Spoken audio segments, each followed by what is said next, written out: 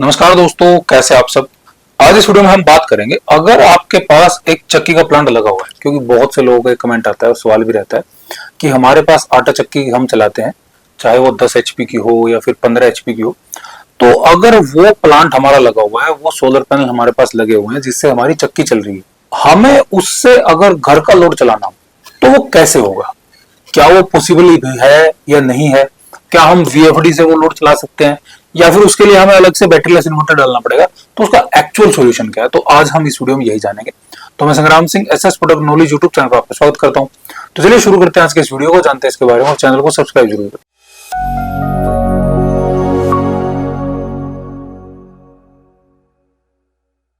देखिए, बात हो रही है आटा चक्की प्लांट की। मिनिमम जो आटा चक्की प्लांट लगा होता है, जो हमारे पास जाते हैं, जो क्वारी आते हैं, वो लगभग 10 HP का लगा होता है।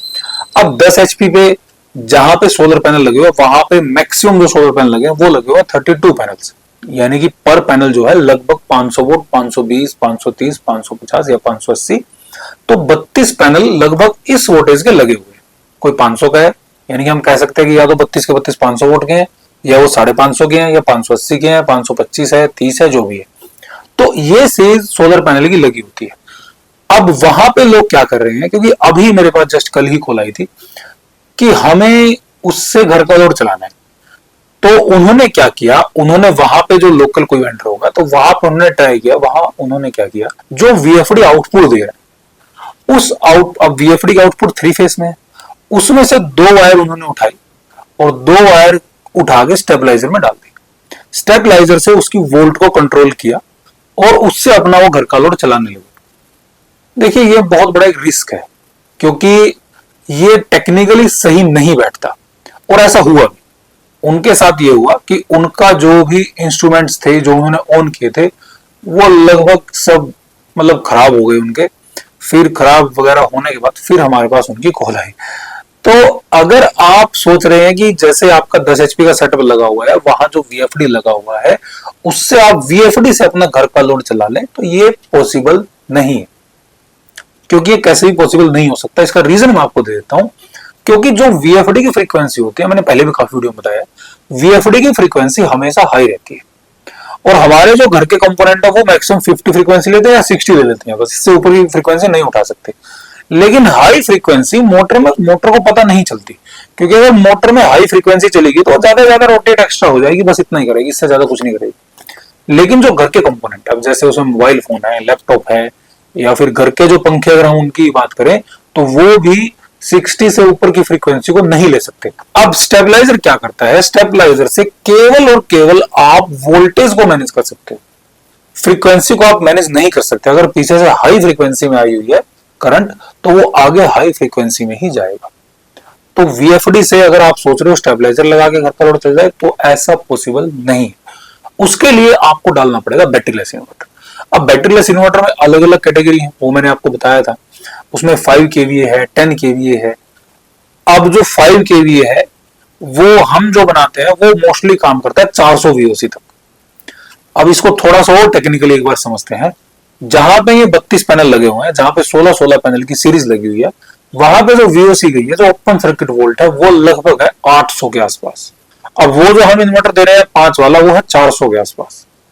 तो अगर आप उससे घर का लोड चलाओगे तो आपको सीरीज तोड़नी पड़ेगी, यानी कि आप उसको या तो 8 पैनल डालना पड़ेंगे या 8 पैनल की 2 सीरीज पे आपको उससे घर का लोड चलाना पड़ेगा। लेकिन आप चाह रहे हो कि हमारा प्लांट भी चलता रहे और उसके साथ साथ हमारा लोड चलता रहे, तो उसके लिए हमने पहले वीडियो बनाई थी। उसकी जो हमने जो लॉन्च कर रखा है बैटरी लेस इन्वर्टर, वो है ट्रांसफॉर्मर वाला। हम ये ऑन ऑर्डर पे तैयार करते हैं।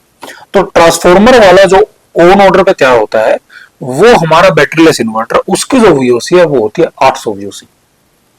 अब 800 VOC आपके पास आ रखी है, जो आप सोलर से आ रहे हो, जिससे आप मोटर चला रहे हो, उसी पे आप पैरेलल में वो इन्वर्टर डाल के आप अपने घर का लोड इजीली चला सकते हो। हमने उसकी एक वीडियो भी बनाई थी, एक रिव्यू वीडियो भेजी थी कस्टमर ने, तो उनका भी आटा चक्की का ही प्लांट था।